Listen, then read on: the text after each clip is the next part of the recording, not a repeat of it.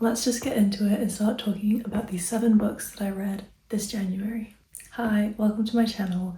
If I sound sick, I'm sorry, that's because I am, but we're gonna fight through, still gonna film this video, and still gonna talk about all the books that I read because it was a really good start to the year. Now, the first book that I actually read literally going into the new year, because I think I started it New Year's Eve, was The Long Game by Rachel Reed, which is book 6 in the Game Changers series, but it is book 2 to Shane and Ilya's story. We all know heated rivalry. I don't think I need to be getting too far into that, but what I will say is I think I rated heated rivalry 4 stars and I rated The Long Game 6 stars. Now, I know that to some people 4 stars is an insane rating for heated rivalry, but I just didn't click with the writing style at first. I thought it was very choppy, and I mean, I knew what I was getting myself into, but I was hoping for a little bit more of a friendship connection between the two by the end. Obviously, I know the plot, I've read the book. There wasn't enough development in that book, but everything that book was lacking for me, which didn't make it a 5-star, was in The Long Game, which is why that book is so good, and I rated it 6 stars. I just think that had there been a bit of a mix of the emotional communication and character development that we had in The Long Game been in Heated Rivalry, that definitely would have been a 5-star book. But I just loved The Long Game so much. That was such a perfect book. Literally nothing was wrong with that book at all. So that was a really great start to the year. I think I was making cookies around Christmas time at some point when I had my iPad up with the recipe and I got a notification from the library saying Heated Rivalry is now available to loan, and I clicked on it straight away, and I think I had to verify my card or something, so I missed my first place spot. But then when I finally got access to the book, there were over 20 people in line waiting for that book. They didn't have The Long Game. I think that was only recently added to my library. It wasn't available when I needed to read the second book, so I just read it on my Kindle. But oh my gosh, that second book is so good. I do think I'll give the rest of the Game Changer series a chance at some point, but I just have a lot more hockey romance series that I'm already in the middle of that I need to prioritize before trying to take on another series. But obviously the FOMO, I had to read it when I read it, so yeah, that was the first book that I went into 2026 with. So a 6-star book straight off the bat was an insane start to the year. I don't know if the microphone picked that up, it probably did, but that was snow falling off of the roof. I need to sneeze. Okay, never mind, I lost it. I just have a slight cold. I don't know what's going on. I don't feel so good. Anyways, I need to check my Goodreads because I don't remember which order I read these in. Okay, so the next book that I picked up, I read physically, and that was Realm Breaker by Victoria Aveyard. I have owned this book for years now, and I've just not picked it up. I've started reading it a couple years ago, and I think I got 30 pages in and I just wasn't really hooked, and then I set it aside and then never picked it back up again. But for some reason this is the book that I really wanted to start this year, and I think it's because I saw that Victoria Aveyard's releasing Tempest this year, I believe, and I love Red Queen. Red Queen will forever be one of my favorite fantasy series because that series meant so much to me as a kid. I reread that so often. So I wanted to give her other series a chance, and I'm glad that I did. This book is basically an adventure about having to save the realm with an unlikely group of characters that end up basically trying to save the realm. There are kingdoms at war. Well, yeah, then no, they're at war. Queens, princesses, assassins, pirates, it's all in here. And again, it's about, you know how in 6 of Crows the crew is people who normally wouldn't work together. That's the same in this, and I love that aspect about 6 of Crows, and I love that aspect in here. It is a lot of world building, and it was a bit slow at the beginning, but I think knowing that this is a trilogy and knowing that you need all of that world building to get the story and to make it a good book, it paid off. So I really enjoyed it. I gave it 4 stars, I believe. So yeah, we follow a very large cast of characters. There are a lot of different perspectives. It does take a second to care about them and also understand who's who, why we're following this character, but I think it was done really well. For a book that has a big cast of characters, not everyone can pull it off, but Victoria Aveyard surely can. So this was another really good book at the beginning of the month. Oh, this isn't even the book that I read last month. This is the book that I read this month. I'm a mess. The next book that I read on... I think I started it as an audiobook and then I finished it on my Kindle, and that was The Second Death of Locke. This book I've been eyeing since it was released because this cover, I may judge the book by the cover person. I'm sorry, but I am. If it's a really good cover, I'm reading it no matter what. So when I saw this book, I was like, I have to get my hands on that. And so I did this month. I didn't really know what to expect. I kind of went in not knowing much. If you know me, you know I don't really like to know much about the books that I go into. And this one was so good. It really was so good. Basically, we follow a mage and a well. And in this world, mages, so the people possessing magic, need wells in order to be able to use their magic, because they basically siphon the magic from the well. So the well is the one that holds up the magic, and the mage is just able to use the magic. Mages and wells form bonds, and in our case, I don't remember her name. Grey? Was her name Grey? Our FMC is the well, and she has such a close bond with her mage, who now I'm blanking on the name. Though when I was listening to the audiobook, I think his last name is Seaward, as in Seaward. And the way that the narrator was saying it, I thought that she was saying C word. So I thought that this character was being called, you know, the C word, and the narrator just didn't want to say the C word, so she was literally saying Captain C-WORD, and I was so confused. I was like, what is going on? And then I started reading it on my Kindle and I realized my mistake. But anyways, so our character is Grey, and I need to find out because this is gonna annoy me that I don't remember. Grey, Kier, that's his name. Okay, so Grey is our well and Kier is our mage, and like I said, they form such a close bond, but such a deep connection that is, it's not romantic at first at all, and it's just so special, and you can tell that they care so much about each other and that they love each other in such a meaningful way. But you start to learn that maybe Grey has a little bit more feelings for Kier, and she's sort of exploring those feelings, figuring out what they mean for her and if anything can happen. But at the same time, because they are soldiers pretty much and there's a war happening, they get sent off on like a special side quest almost. They also kind of make not an unlikely group because they're all soldiers, but they form a little crew, and things about the country and the country that they're fighting come to light.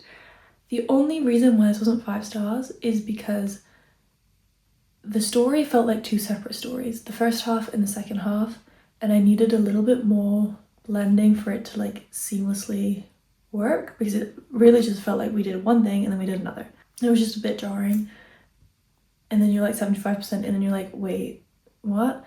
But aside from that, the yearning thing is going into a book where the 2 characters already have such a deep connection, and one of them is already like, I think I might like him, is so refreshing, and something I haven't read either in a very long time or at all, and I just think it was so beautifully done. And the yearning in this book was just so good.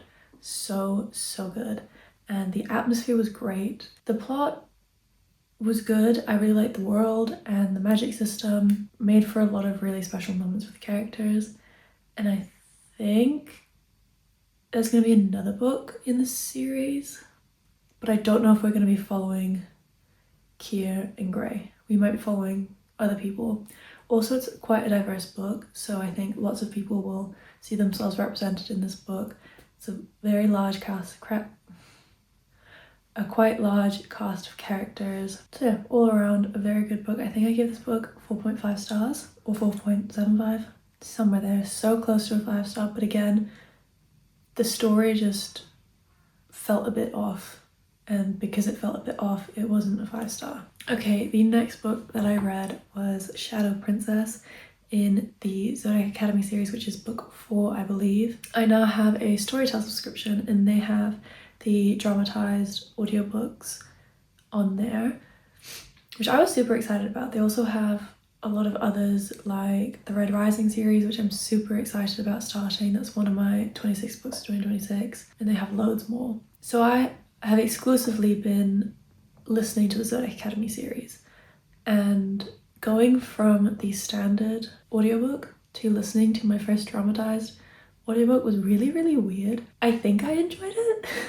I'm not sure though. I think if there was an option to listen to the non-dramatized version, I think I might, just because the soundscape felt very repetitive.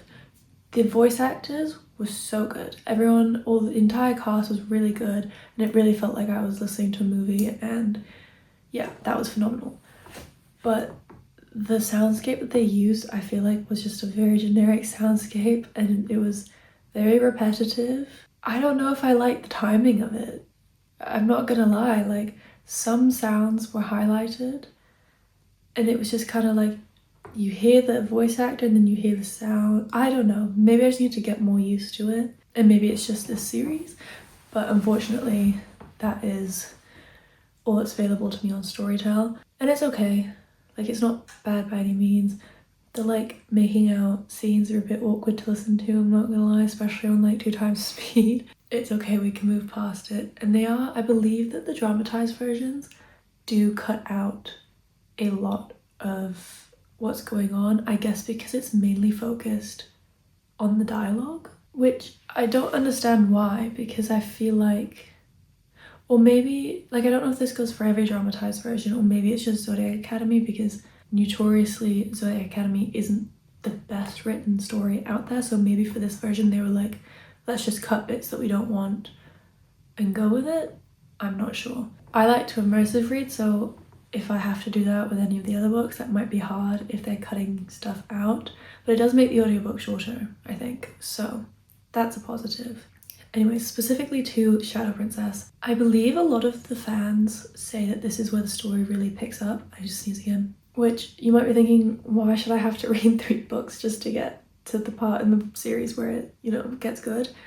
I just think this series isn't a priority series for me. It's just kind of like I'm in the mood to listen to it, or I don't know what other audiobook to put on right now, so I'm just gonna start listening to Zodiac Academy. And I just think it's entertaining. I know it's not the best written thing out there, but it's entertaining, and honestly, I kind of care about the characters now that we're 4 books deep. So that ending and things that happened, obviously I can't say much because it's book 4, but the only annoying thing is that because Storytel is only doing the dramatized version, there's like 8-9 books in series. We only have half of book 5 out, and the rest of the series still needs doing. So this is definitely not going to be a series that I can just fly through. Obviously I can always get the book, but I kind of like listening to this series on audio because they are quite long books. Eventually I'd love to own the entire collection, but anywho.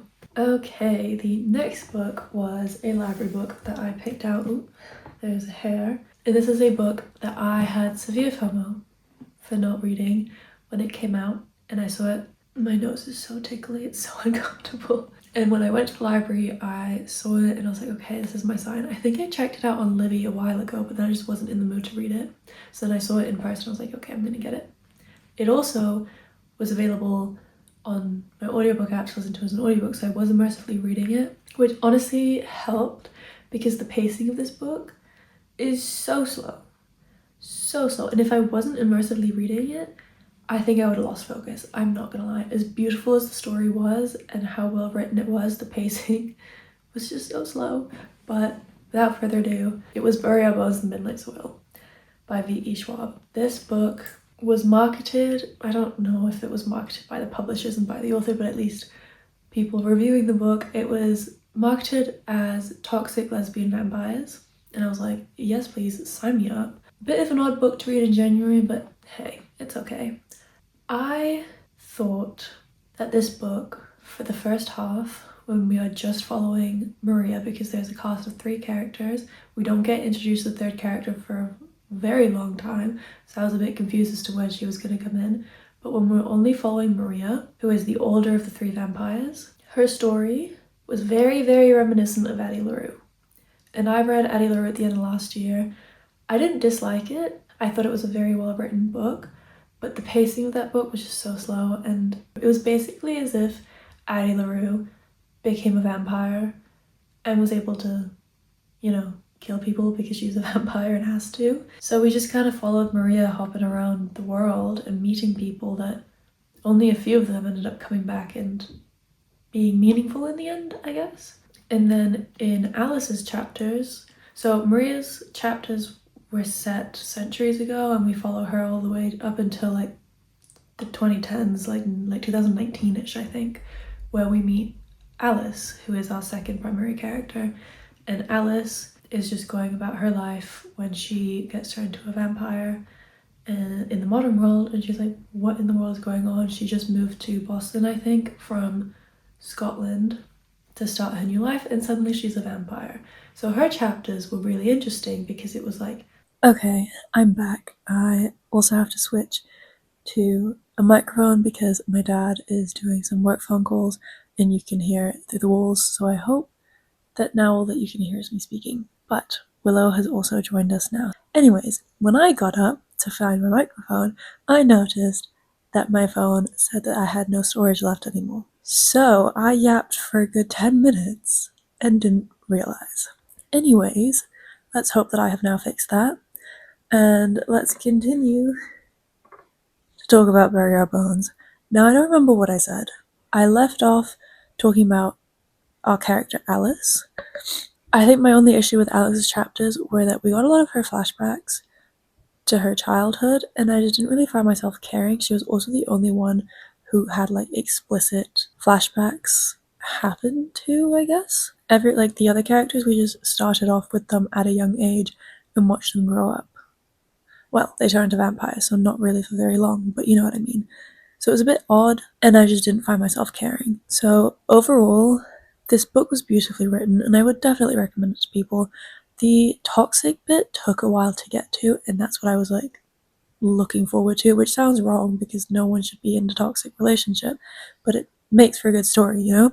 So that's what I was looking forward to, and it took a while to get there. So my only issues were that it was just not very well paced. Well, it wasn't badly paced because the pacing was all over the place. I mean, at least it was consistent and it was slow all the way through. But I wasn't the biggest fan of the slow pacing and the ending. Like, we had a really good lead up for like the last 30%, and then the ending happened and it wasn't what I wanted. I wanted a little bit more, I think, but still a good book, and I would still definitely recommend it. Okay, moving on to the next book. I listened to The Night Prince, which is book 2 in the Wolf King duology. Now again, it's the second book in a series, so I can't say too much without spoiling, but I've read The Wolf King at the end of last year and I really liked it. I thought it was really fun. It blended Outlander and werewolves.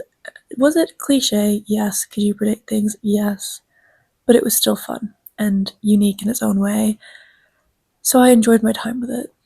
But this book, I didn't care about the characters. And I don't know how I feel about this book. I think I give it 3 stars because I just really didn't know how I felt about this book. It didn't wow me. I was getting annoyed at Aurora, our main character, because her whole thing is that she wants her freedom. She doesn't want, especially men, to have to make decisions about her life without any consultation with her, which, don't get me wrong, I understand. I get you, girl, okay? She would, put her foot down and go, don't make that decision for me. And then somebody comes in and makes a decision for her, which she could have avoided if she had made the prior decision. I don't know if I'm explaining this right. She basically is trying to keep her freedom, but in doing so, she's losing all of her freedom because she's not making any decisions for herself. Even though all she wants is freedom, she just doesn't think, and she doesn't, okay, she thinks, but she just doesn't do anything that supports how she feels. And I feel like all of the characters around her are just making her story move along.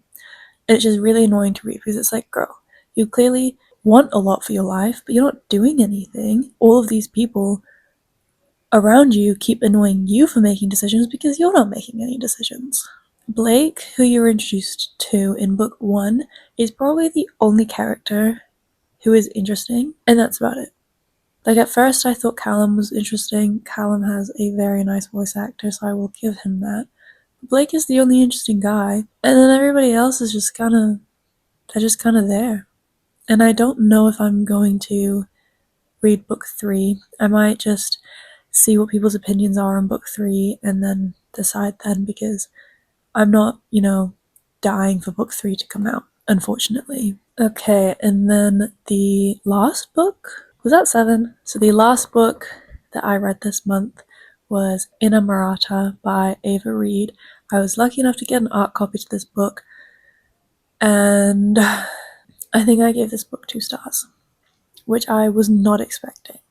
I have yet to read, this was my first Ava Reid book. I think my first introduction to the author was, I think it was Reads with Rachel's review of Juniper and Thorn. So I kind of already knew what I was getting myself into a bit, but I also know that Ava Reid wrote, is it A Study in Drowning? I don't know what the series is called, but that book. So I was expecting a mix of the two. Mind you, I've not read them, it's just what I've seen online. But I also knew that it was going to be dark, which I'm fine with. I've read my fair share of dark, gory horror books. I literally have a horror vlog up on this channel that I made recently. But this book, I felt like, was using the things that were happening to these characters and descriptions as a shock value for not the right intentions. Like, I've read books, like, people call the Poppy War shock value, like using elements for shock value, and I don't think that's true. But in this book, I unfortunately think that elements were used as shock value and did not serve a purpose in a way that would have made me okay with them being written. There were a lot of, I don't mind an uncomfortable book. I really don't. I want to, I read because I want to feel emotions, and I don't mind discomfort being one of those. You could have taken those elements out and it wouldn't have affected the story. I feel like I was a lot more detailed in my art review for it, so I'm just kind of going off of what's on the top of my head. It also took me quite a while to get into the book. I think it took about the 20% mark to even understand what was going on. We opened with, basically, we're on an island.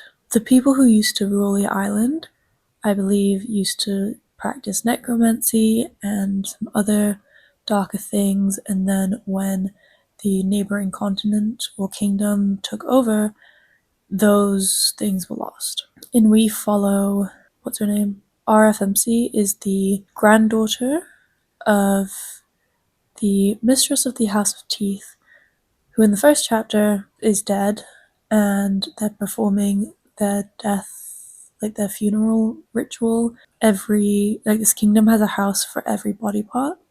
So there's House of Blood, House of Skin, House of Eyes, House of, lungs, House of Heart, and each house basically gets to keep the person's bodily parts. Yeah. And it was quite a disturbing opening chapter, but I was like, okay, I like this. We're being disturbed. It's a bit of a mystery right now. They don't really know what's going on, but it's doing its job. And then our character, there was some really, really weird incestual things that weren't fully fleshed out, but were just you'd be reading a paragraph and then suddenly this really weird detail would be added and you're like, whoa, whoa, whoa, hold up, what? And then it would just be ignored for I don't know, it was weird. And the story is about love and obsession and how far can you take that, but it just didn't work for me. It just really didn't work for me. We also lost the original mission that RFMC was set out to go do very early on, and then it turned into something else, and I was just confused because it wasn't a very good explanation for losing this mission. And I was like, what have we done? We're now just, I don't know. I personally think that it could have, I honestly don't know how you would fix this book, at least for me to enjoy. I know that so many people have reviewed it really highly, so I would still recommend it if you can handle the content warnings. I don't know if this is normal for ARCs, but I didn't have any trigger warnings or content warnings, so I had no idea what I was getting into, specifics wise. So please, if you pick this book up, look at those, because there's a lot that happens in here. But yeah, the dark bits just weren't convincing. Like it didn't convince me that they needed to be in the book. So unfortunately this book was 2 stars. But if you like Ava Reed's writing, if you want to give it a go for it, I guess. I'm not going to stop you. The ending as well. Okay, I'm not gonna lie, I'm intrigued by the ending because that was a plot twist that I didn't really see coming, but I don't know. Bit iffy on that one. ASMR. I don't even know if that word. I don't know if this microphone is good enough for that. Oh, I would definitely give Ava Reed's writing a go. Like her other work. A Study in Drowning looks really interesting.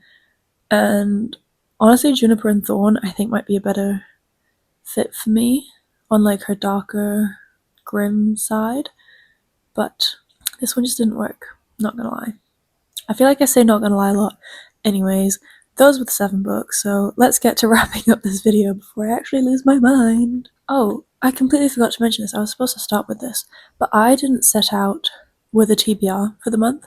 I just like quite literally just mood read for the entire month, so it's quite an interesting 7 book list. But the video that I have before this is my February TBR, so I am still sticking to a TBR for the rest of the year. I just wanted the start of the year to just be whatever I felt like reading, caught up on some books that were very hyped. I hope everybody else had a wonderful reading month as well, and I look forward to seeing what we get up to in the month of February.